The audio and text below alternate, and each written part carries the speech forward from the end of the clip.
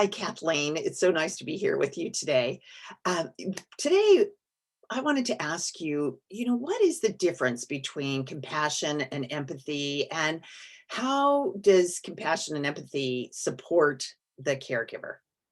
I'm so glad you asked because this is important and it feels really meaningful to me. Is empathy is when I can put myself in your shoes and feel what you're feeling. We all know what this feels like when you have a loved one in pain, a child, etc. And then as a caregiver, when we're doing this, it can really be draining as a nurse, as a dietitian, as a coach, as a doctor, as a nursing assistant, as a caregiver for your parent or your child. And so we have that empathy, but if we don't separate from it and take action. So empathy is different from compassion in that with compassion, we take action. We do something with our empathy and we move through it. So compassion is something that really needs to be cultivated. We can have a natural ability to be heartfelt, but this can really help caregivers with burnout.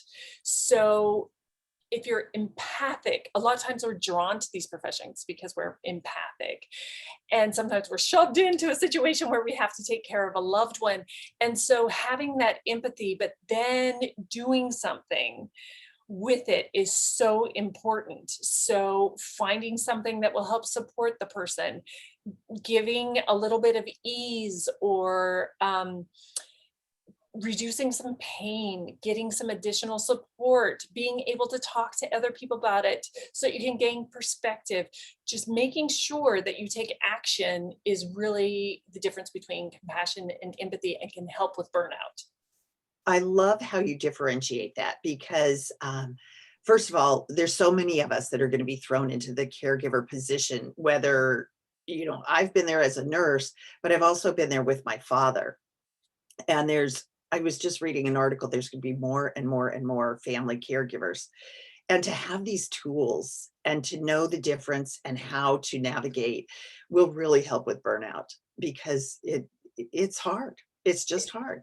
It And we is have hard. to take care of ourselves. So, Kathleen, thanks for sharing with us. How can people get in touch with you if they want to reach you?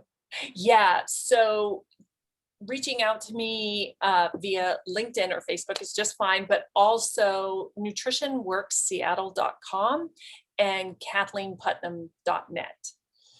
Awesome. Thank you so much for sharing, Kathleen. Thanks, Maureen.